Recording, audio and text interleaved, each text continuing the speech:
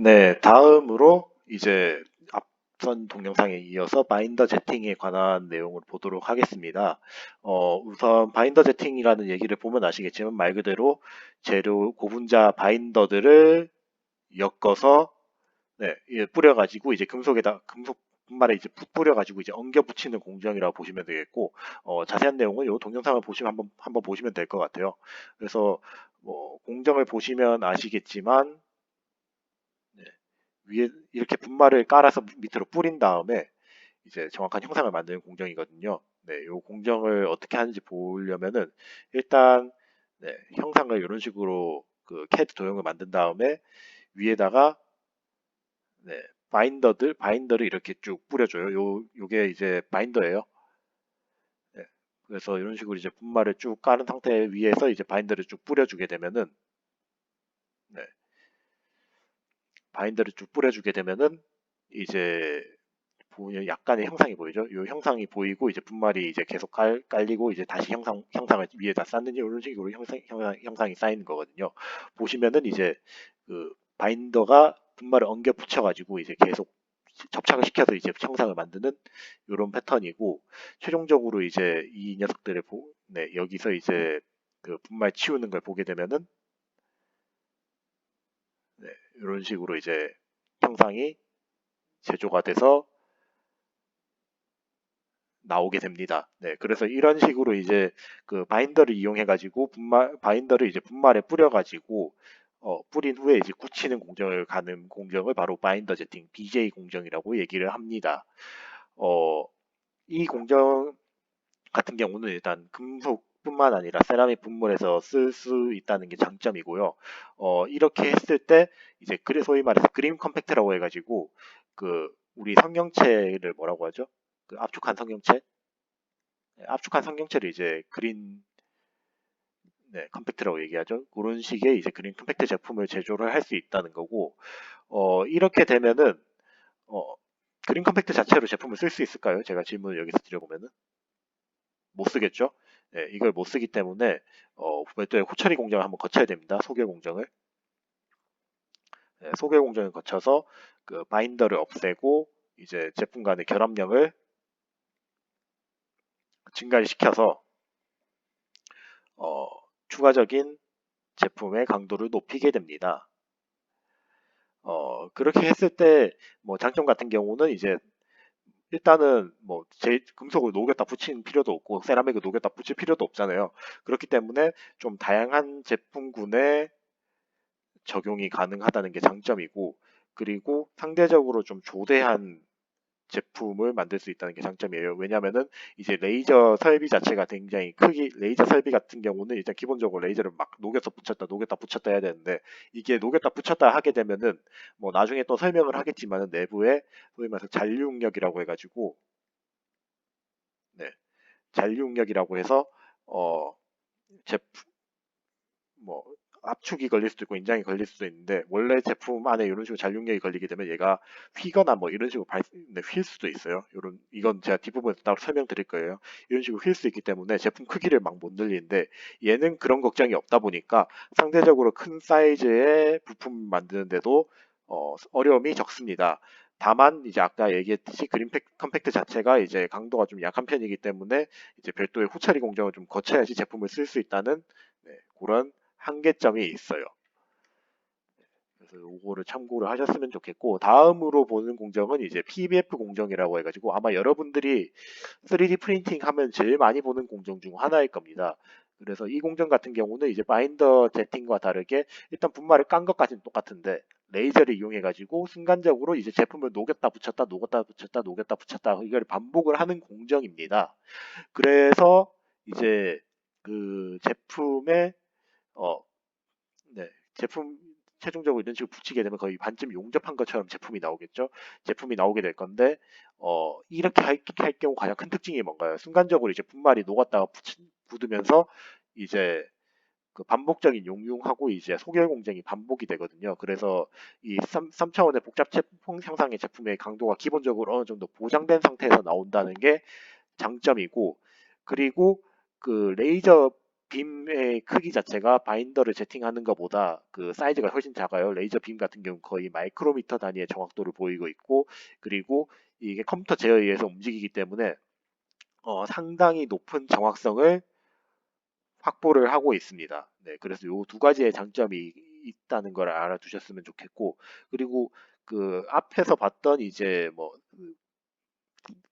네, 앞에서 봤던 마인더 제팅 공정이라든지 FDM 공정에 비해서 속도가 상당히 빨라요. 왜냐하면은 이제 금속 분말 3D 프린팅을 하게 되면은 그 바인더 제팅이랑 이제 FDM 같은 경우는 그 바인더에 엉겨가지고 이제 있는 거잖아요. 글마린딩스 결합력이 상당히 좀 약해서 강도가 그렇게 높지 않다 보니까 이제 소결 처리를 별도로 한번 해줘야 되는데, 얘 같은 경우는 이미 한번 녹았다 붙으면서 이제 상당히 높은 강도를 확보를 했기 때문에 속도가 상당히 빠른 축에 속하고, 그리고 대량 생산에 이점이 있어요. 그것 때문에.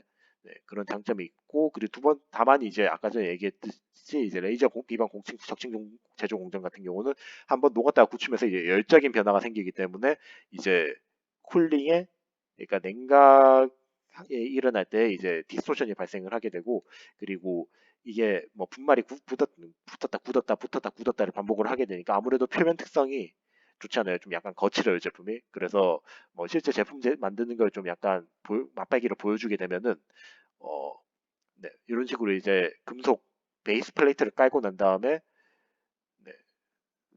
분말을 이렇게 장입을 하고 레이저를 위에다가 지져가지고 형상을 만들고, 분말을 깔고 제품 만들고, 네, 이거를 계속 반복을 해가지고, 네, 이런 식으로 이제 형상을 만드는 거거든요. 네, 이런 식으로 이제 형상을 만드는 공정이 이제 FBA, PBF 공정이고, 어, 아마 여러분들이 앞으로 제일 많이 볼 공정 중 하나라고 보시면 되겠습니다. 네, 그리고 다음으로 다이렉트 에너지 디포지션이라는 공정이 있어요. DED 공정이라고 해가지고 있는데, 얘 같은 경우는 앞에서 봤던 PBF 공정 같은 경우는 파우더 베드 퓨전이니까 그 분말 베드를 먼저 쭉 깔아놓고 이 분말 베드에다가 레이저를 치시는 공정인데, 다이렉트 에너지 디포지션은 분말도 같이 뿌려져요. 같이 뿌려지고 이제 거기에 에너지 빔이 쭉 쏴져요. 그 말인즉슨 이제 얘가 에너지 빔에 의해서 먼저 녹은 다음에 여기다 붙고 이제 응고가 되는 공정인데, 그 차이점을 한번 볼게요. 네, 그래서 이 공정을 보게 되면은 네, 거의 반쯤 용접하는 느낌이 든다고 보시면 되겠습니다. 그래서 위에서 보시면 아시겠지만은 뭐 분말 베드 같은 거 없고 이제 점점 이제 위로 쭉 쌓아 올리죠. 네, 이미 그 용융된 분말들을 그대로 이제 붙여가지고 이제 만드는 공정이다 보니까 이렇게 이제 제품이 쌓이게 됩니다. 네, 이렇게 쌓이게 되다 보니까 어, 아무래도 앞에서 봤던 공정에 비해서 요구되는 분말량이 많을까요, 적을까요? 적겠죠. 왜냐하면 얘 같은 경우는 그냥 굳혀가지고 이제 그 수율이 상당히 높은 제품이에요. 네, 수율이 상당히 높게 이제 제품이 만들어지기 때문에 상대적으로 이제 분말 소모량이 좀 적다는 장점이 있고, 여기 두 번째로 이제 분말 베드에서 제품을 꺼내는 게 아니라 얘는 그냥 녹인 상태로 그냥 바로 꺼내는 거기 때문에 얘가 뭐 제품 꺼낸다고 해가지고 분진이 날리거나 그러지 않는다는 장점이 있고요. 네, 그리고 세 번째로 이제 그 PBF 공정 같은 경우 상대적으로 DED 공정에 비해서 이제 요구되는 에너지의 양이 작습니다. 왜냐하면 얘는 순간적으로 이제 그 분말을 굳혔다가 녹였다가 붙이는 공정인데, 얘는 그냥 대놓고 분말에 녹여서 이제 접합하는 공정이죠. 그렇기 때문에 에너지 밀도가 얘가 훨씬 더 높아요. 에너지가 훨씬 더 높아서 어, 어떤 게 가능해지냐면은 분말 A가 있고 B가 있어요. 이 분말 A, B를 이제 따로따로 그 순금속 분말을 냅둔 다음에 컨테이너를 이용해서 이제 레이저를 뿌리게 되면은 네, 얘네가 그 자체로 이제 녹았다가 합금화가 되면서 C라는 새로운 합금을 만들 수 있습니다. 이 자체적인 3D 프린팅 공정만으로. 그래서 뭐 그 인시투 파우더 딜리버리 튜링 프로세서로 적어놨는데, 이게 바로 이 뜻이에요. 그래서 파우더 분의 조달이 이 안에서 바로 가능해지고, 이 때문에 분말 혼합체 만들기 상당히 쉬워지고 플러스 합금 만들기 쉬워집니다. 네, 그래서 이런 장점이 있다는 거 알아두셨으면 좋겠고, 그리고 두 번째로 좀 적용할 수 있는 폭이 많아져요. 이제 만약에 우리가 뭐 터빈 같은 거 쓰다가 터빈이 약간 그 깨졌어요. 뭐 안전에 심한 데미지가 심한 정도가 아닌 약간의 데미지예요. 네, 이런 식으로 이제 데미지가 있다고 가정을 했을 때 어, 뭐 일반적인 경우 같은 경우 얘를 완전 다 떼내고 다시 붙여야 되는데 얘 같은 만약에 DED 공정을 여기다 적용할 수 있으면은 이제 붙일 수가 있겠죠. 이런 접합을 소위 말해서 떼운다고 할 수 있는데 이런 떼우는 데에 이제 장점이 있어요. 실제로 이제 이게 그 기어가 부서졌는데 그 에너지 DED 유사 공정이에요. 렌즈도 앞에서 보게 되면은 네, 앞으로 좀 가서 보게 되면은 네, 여기 있죠. 네, 그러니까 이런 식으로 이제 네, 쓸 수가 있거든요. 네, 그래서 이런 장점에 의해서 이제 뭐 기어 보수하는데 이제 쓸 수 있다는 장점이 있기 때문에 상당히 유용하고 그리고 다음으로 네 그런 그리고 이제 그 아무래도 레이저 스캔 스피드 자체도 이게 훨씬 더 빠르기 때문에 그 PBF 공정에 비해서도 얘가 훨씬 더 빠릅니다. 그래서 또 대량 생산도 가능해지고 분말 혼합체 얼로이 생산 가능하다는 게 장점인데 단점이 뭐냐면은 기본적으로 이제 에너지가 훨씬 더 크죠. 그러면은 레이저에 의해서 열 영향 받는 거 이거 훨씬 더 많이 받을 거예요. 그것 때문에 얘도 어떻게 되겠어요?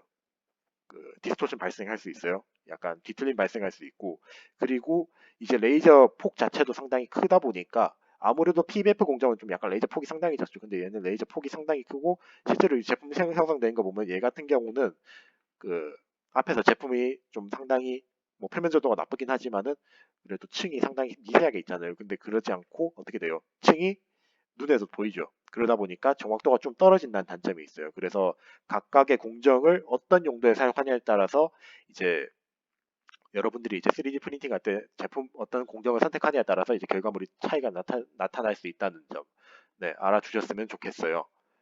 네, 그래서 요 점에 대해서 기억을 했으면 좋겠고, 그, 네, 네, 그거를 마무리를 첫 번째 챕터가 이제 정리가 되는데 결론부터 말씀을 드리자면 이제 적층제조 공정이 정의가 이렇다는 거에 대해서 알아두셨으면 좋겠고 일반적인 공정하고 적층제조 공정 사이에서의 비교를 했어요. 그래서 그 복잡한 제품 만들고 그리고 이제 상대적으로 이제 3D 프린팅 그 일반 공정에 비해서 웨이스트는 작긴 하지만은 분말이 제조하기 어렵고 그리고 이 특히나 이제 레이저 기반 적층 제조 공정 시작하게 되면은 얘가 레이저에 의해서 열 영향 받으면은 그 주변에서 굳을 수 있죠. 붙어서 굳을 수 있는데 이 붙어서 굳은 분말들을 재처리하는 게 어렵다고 했어요. 그래서 이런 난점들이 남아 있다는 거 알아주셨으면 좋겠고 그리고 이제 그 제품 생산량하고 이제 단가 비교해가지고 그래프를 한번 그렸었죠. 그 그래프를 보게 되면 어떻게 됐어요? 다품종 소량 생산에서는 유리한데 소품종 다량 생산에서는 이제 컨벤셔널 공정에 비해서 밀린 거를 알 수 있어요. 그래서 유연한 생산에 있어서는 이제 적층 제조가 좀 더 유리하다라는 결론이 났습니다. 그리고 그 적층 제조 타입들 중에서 굉장히 다양한 타입들에 대해서 소개를 했는데 그중 대표적인 거 4개에 대해서 제가 소개를 했었어요. 그래서 각각의 적층 제조 공정 중 요 4가지 정도는 좀 기억을 했으면 좋겠습니다. 왜냐하면 금속에서 제일 많이 쓰이니까요. 네, 그래서 첫 번째 파트를 마치는 걸로 하고, 네, 그리고 이제 그 다음 파트로 적층 제조의 특징에 대해서 한번 볼게요. 특히나 이제 적층 제조 특징 중에서 제일 많이 쓰인 게 뭐라고 했죠? PBF라고 했죠? 네, PBF가 레이저 기반 공정입니다. 그러다 보니까 금속을 용융을 하고 응고를 반복하는 네, 그런 과정을 거치게 돼요. 네, 그렇게 되면 이제 특수한 미세 조직이 생기겠죠. 뭐 조직이 미리 요약을 해서 설명드리자면은 주조 조직도 있고, 네, 용접 조직도 있고 일반 조직도 다 섞여 있어요. 그래서 상당히 좀 약간 분석하기 어려운 재료 중 그 조직 중에 하나인데요. 하여튼 가장 큰 특징들에 대해서 한번 얘기를 해볼게요. 그래서 그 실제로 PBF 공정이 진행이 돼서 스캔 방향으로 쭉 되게 되면은 이제 레이저에 의해서 영향을 받는 에너지 존이 이렇게 있겠죠. 에너지 존이 이렇게 있다 보니까 순간적으로 얘네들이 한번 빨리 녹았다가 빨리 응고가 되고 네, 응고가 돼서 이런 식으로 이제 그 멜팅 풀이 생겨요. 그리고 이제 그 바로 위에다가 또 레이저가 또 쏘이게 되죠. 레이저가 쏘이게 되면 금속이 열 전도도가 있으면은 어떻게 돼요? 그 열 에너지를 반복적으로 이제 받게 될 겁니다. 그래서 쉽게 말하자면은 용융, 응고, 그리고 열처리, 그러니까 CO 뭐 이런 세 가지 효과를 동시에 받는 특징이 있어요. 그렇게 되면은 일반적인 이제 평형 미세 조직이 아니라 그 상당히 불안정한 준안정적인 미세 조직이 나오거든요. 그래서 요거를 흔히 그 비평형 조직이라고 해서 설명을 하게 되는데, 제일 대표적으로 나타나는 조직이 뭐냐면은 아까 전에 앞에 얘기했듯이 얘네들이 이제 녹았다 굳으니까 그 녹았다 굳은 흔적이 그대로 남아요. 요걸 이제 몰튼풀이라고 하거든요. 네, 몰튼풀이 먼저 형성이 되고, 그 두 번째로 그 알루미늄 합금 같은 데서 보게 되면은 알루미늄 CO 처리하면 어떻게 돼요? 석출물 나오죠.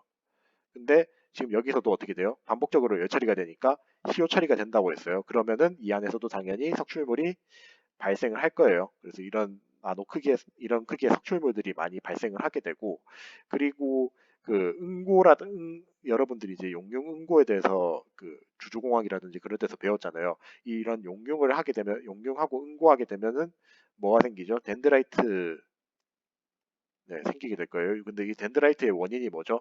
용질, 용매원, 네, 용매원자들 불균일에 의해서 나타나는 편석입니다. 그래서 이 편석 현상 발생을 하게 되고, 그리고 추가적으로 이제 그 혹시 이제 주조공학에서 배웠을지 모르겠는데, 높은 온도에서 낮은 온도로 쭉 빨리 떨어져요. 그러면은 그 소위 말해서 공공 있잖아요. 베이컨시 농도가 엄청 높은 상태에서 엄청 낮은 상태로 떨어져요. 그러면은 베이컨시들이 원래는 이제 격자 구조를 딱딱딱딱 만들어지면서 없어져야 되는데, 너무 빠른 속도가 되게 되면은 얘들 간에 어 얘가 격자로 들어가고 싶은데 그럴 시간이 없어. 그러면 우리들끼리라도 뭉쳐야지라고도 되면서 얘들이 전이를 형성시킬 수 있어요. 예, 이 전이들이 형성되는 게그 응고 속도가 빨라지면 또 많이 형성이 되거든요. 근데 3D 프린팅 같이 응고 속도가 극단적으로 빠른 공정 같은 경우는 전이들이 이런 식으로 쭉 형성될 수 있고, 이 전이들이 결국엔 덴드라이트 사이에 끼일 수가 있어요. 왜냐하면 덴드라이트가 일반 격자 구조랑의 정합성이 상대적으로 조금 떨어지기 때문에 그렇습니다. 그래서 그 덴드라이트 사이에 전이들이 끼이게 되면서 전이 셀 구조가 이제 형성이 되는 거고, 그리고 추가적으로 디펙트들, 네, 네, 디펙트들, 네, 추가적인 이제 디펙트들, 그러니까 뭐 기공 같은 거 형성될 수 있을 거고, 네, 네, 그리고 산소, 만약에 분말에 산소들 같은 거 끼어 있으면은 산화물 같은 것도 생길 수 있어요. 뭐 요런 요런 다양한 복잡한 조직들이 생기는데, 이거를 통틀어 가지고 그 균일하지 않은 미세 조직, 그러니까 불균일한 미세 조직이잖아요, 이 조직이. 그래서 헤테로지니어스 마이크로 스트럭처라고 통합해서 이제 얘기를 하기도 합니다. 네, 그래서 요게 이제 적층제조 공정의 가장 기본적인 미세 조직이라고 생각을 하시면 되겠어요.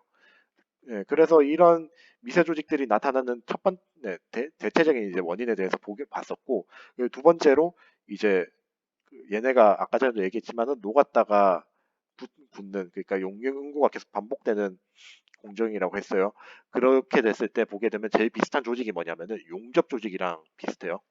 왜냐하면 이게 빨리 녹았다가 솔리디피케이션, 그러니까 응고되는 게 그 얘랑 비슷하기 때문에 그 히트 어펙티드 존이라고 해가지고 그 용접에서 나오는 조직이 있거든요. 네, 요 조직하고 똑같은 조직이 나오게 되고, 크게 네 가지 정도의 존으로 구성할 수 있어요. 첫 번째로 이제 분말이 완전 녹아버려서 액체로 갔다가 다시 돌아오는 이제 몰튼 존이 존재를 할 수가 있고요. 그 두 번째로 이제 얘네가 온도가 좀 충분하게 높은 상태에서 이제 결정립이 굳었다가 계속 열을 받잖아요. 그러면은 뭐가 되죠? 그 리크리스탈라이제이션이 일어날 수 있어요. 요 리크리스탈라이제이션이 일어나게 되면은 순간적으로 이제 요 사이에서 새로운 이제 핵들이 막 쫓기 많이 형성이 될 수 있을 거예요. 그래서 이 때문에 상대적으로 결정립이 좀 작은 영역이 존재를 하게 되고, 그리고 그 다음으로 이제 그 기둥 형태의 기둥 형태의 이제 미세 조직이 발생할 수 있어요. 네.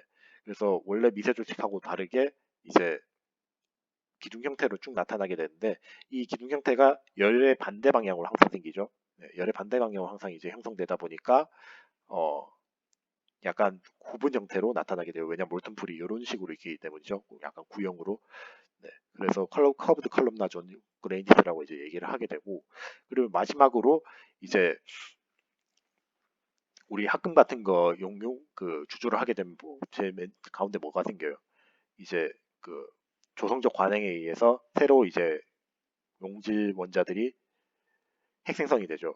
예, 요 핵 생성되면서 이제 계정립들이 성장할 수 있는데 요 성장하는 것 때문에 컬럼나 그레인 존 안에 뭐 생겨요. EKX 그레인 생깁니다. 그래서 EKX 그레인스가 생기는 총 1, 2, 3, 4, 네 가지의 구조에 대해서 어, 네 가지의 구조가 나오게 되고 요런 구조가 이제 그 격층 제조에서는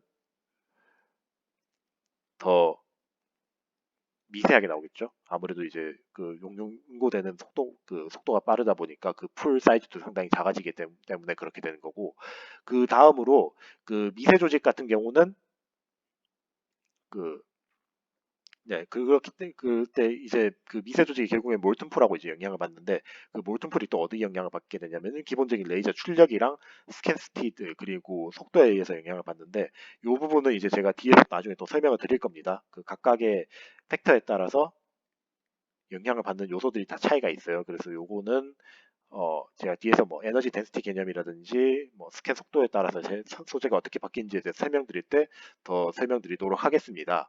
하여튼 그래서 그 네. 그래서 한 가지 네, 이런 식으로 이제 미세 조직 제어가 가능한데 그러면은 이 과연 3D 프린팅의 모든 금속 재료가 사용이 가능할까요? 아니겠죠. 네. 이 사용할 수 있는 좀 어느 정도의 척도를 예상을 할 수 있어요. 그래서 이 공정이 가능한지 안 가능한지 같은 경우 가능한지 안 가능한지는 그 재료의 용접성이라든지 주조성을 보게 되면은 어느 정도 이게 가능할지 안 가능할지가 나오는데 대표적으로 이제 웰딩 특성이 안 좋은 재료가 고만강강이거든요. 네, 얘 같은 경우는 이제 물론 하려고 연구는 해보고 있는데 생각보다 이제 특성이 잘 안 나오는 문제들이 있기 때문에 뭐 공정이 좀 쉽지 않다라고 이제 보게 되고 상대적으로 스테인리스 같은 경우는 이제 웰딩이라든지 뭐 그런 공정들이 좀 쉬우니까 이제 공정이 좀 가능한 그런 측면들이 있어요. 그래서 뭐 요거는 어느 정도 기준 잣대는 어, 나중을 위해서 좀 알아두시는 게 좀 좋을 것 같고 네, 그래서 뭐 좀 더 자세하게 들어가게 되면은 이제 이게 적층 제조 공정에 사용된 재료 소재들이거든요. 뭐 웨딩이 좀 잘 되는 재료들이 있고 웨딩이 좀 어느 정도 되는 재료들이 있고 웨딩이 어려운 소재들이 있어요. 자 이렇게 해서 이 기준에서 보게 되면은 이제 그 웨딩을 했을 때 적층제를 했을 때 요 정도까지는 뭐 그래도 어느 정도 오케이예요. 근데 얘가 만약에 이런 인콘의 738이라든지 뭐 이런 그 안 좋은 재료도 있잖아요. 얘를 쓰게 되면은 이제 일단 첫 번째로 주조할 때 그 용접할 때 결함 생기고 그리고 얘네들이 이제 만약 이게 적층 제조를 하게 될 경우 아까 전에도 얘기했지만은 열에 의해서 열 충격을 받게 되잖아요. 이 열 충격을 받을 때 그 내부에서 크랙이 생길 수 있어요. 근데 만약에 그 용접을 했을 때 그 결함이 생긴다. 그러면은 이런 식으로 서버 크랙이라고 해가지고 파괴가 일어날 수 있다는 게 가장 큰 특징이고 그렇기 때문에 이제 용접성이 상대적으로 낮은 재료들은 적층 재료에 쓰기가 어렵다는 겁니다. 그리고 두 번째로 이제 상대적으로 그 녹는 점이 높은 재료가 있고 낮은 재료가 있죠. 합금에서 맞죠? 합금 같은 경우는 이런 문제들이 있는데 어, 만약에 녹는 점이 낮은 재료가 먼저 녹고 높은 재료가 좀 나중에 녹았어요. 그러고 난 다음에 공정을 계속 진행을 해요. 그러면 온도가 계속 누적이 되죠. 누적이 되면은 얘가 녹는 점이 상대적으로 낮은 재료는 좀 더 많이 증발이 될 거고 그리고 상대적으로 녹는 점이 높은 재료는 좀 덜 증발될 거예요. 그 차이 때문에 조성에 차이가 발생을 하게 돼요. 제일 극단적인 사례를 보게 되면은 이게 뭐 이런 식으로 20, 20, 20, 20, 20 다 들어간 거를 이제 HA라고 얘기를 하고 그 중에서 칸토 얼로이라고 얘기하는데 요 합금을 이용해서 레이저 적층 제조 공정을 하게 되면은 처음에는 거의 다 20을 유지를 하고 있어요. 근데 보게 되면은 여기 망간인데 망간이 안 바뀌었네요. 네, 상대적으로 녹는 점이 낮은 망간이 적층 제조 끝나고 나면은 거의 거의 한 4%가 빠져나가요. 네, 이런 식으로 이제 조성의 차이가 네, 적층제조 이전 이후에 녹는 점 차이에 의해서 적층제조 공정에 편차가 발생할 수 있고 이를 방지하기 위해서는 상대적으로 좀 녹는 점이 좀 낮은 재료 같은 경우는 좀 미리 이 증발을 고려해서 좀 더 집어넣게 되면은 좀 더 정확한 네, 좀 더 좋은 결과를 얻을 수 있습니다. 그래서 이런 식으로 이제 해결을 할 수 있다는 것까지 이해를 하시면은 될 것 같아요. 그래서 요게 이제 아까 전부터 얘기했던 그 웨더빌리티랑 네, 웨딩 조직이랑 웨더빌리티랑 그 웨더빌리티가 나쁠 때 특징이랑 그리고 그 합금 원소에서 녹는 점이 다를 때 어떤 결과물의 차이가 나타나는지를 요약한 내용입니다.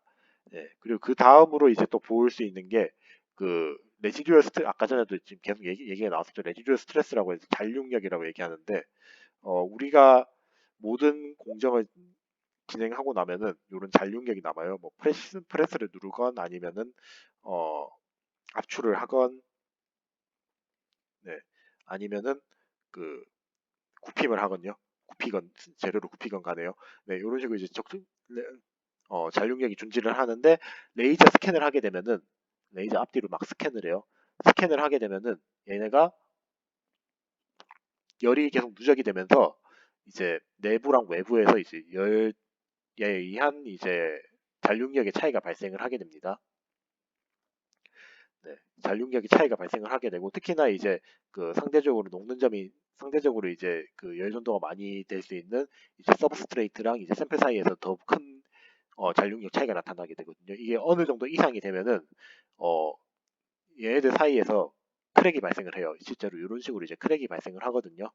네, 그래서 그 크랙을 방지하기 위해서 요거를 좀 해석하는 게 되게 중요해지게 되고요. 어, 원인에 대해서는 제가 아까 전에 좀 약간 세부적으로 설명을 안 했었는데 그 온도의 불균일성에 의해서 열충격이 나타나면 이제 그 열충격에 의해서 잔류력이 발생을 하게 됩니다. 그래서 뭐 이런 그 열충격에 의해서 나타나는 결과물을 보게 되면은 어, 제품들 뒤틀림이라든지 이제 크랙이 발생할 수 있다는 거고 이를 막기 위해서 좀 해결할 수 있는 방법은 특히나 이제 이런 식으로 이제 크랙이 나타나는 거요. 네, 이런 거를 해결할 수 있는 방법이 뭔지를 좀 보면은 어, 베이스 플레이트의 온도를 조금 뜨뜻하게 가해가지고 네, 가하게 되면은 얘 사이의 온도 차이가 좀 적어지죠. 그 온도 차이가 적어지게 되면은 이제 그 잔류력 크기 자체가 경감이 돼요. 네, 그 경감이 되면은 이런 크랙들이 안 나타나게 됩니다. 네, 그래서 이런 솔루션 역시도 알아주면 좋겠어요. 근데 이런 식으로 베이스 플레이트 히팅하면은 위에 있는 소재의 특성도 바뀌겠죠. 왜냐하면 열 받는 히스토리가 바뀌기 때문에 미세 조직이 바뀌어서 그렇습니다. 그래서 이런 차이가 있을 수 있다는 거는 기억을 하셨으면 좋겠고, 어, 그런 그 레지듀얼 스트레스 때문에 나타날 수 있는 또 한 가지 특징이 뭐냐면은 이제 굉장히 높은 전이 밀도를 가지고 있어요. 네. 아까 전에도 얘기했지만은 이제 3D 프린팅 레이저 기반 3D 프린팅 공정을 하게 되면 용융 응고가 발생을 하게 되는데 용융 응고 속도가 굉장히 빠르다고 했어요. 그렇게 되면은 이제 전이가 형성될 수 있는 원인이 뭐 열적인 이유도 있고 기계적인 이유도 있는데 열적인 이유 관점으로 보게 되면은 그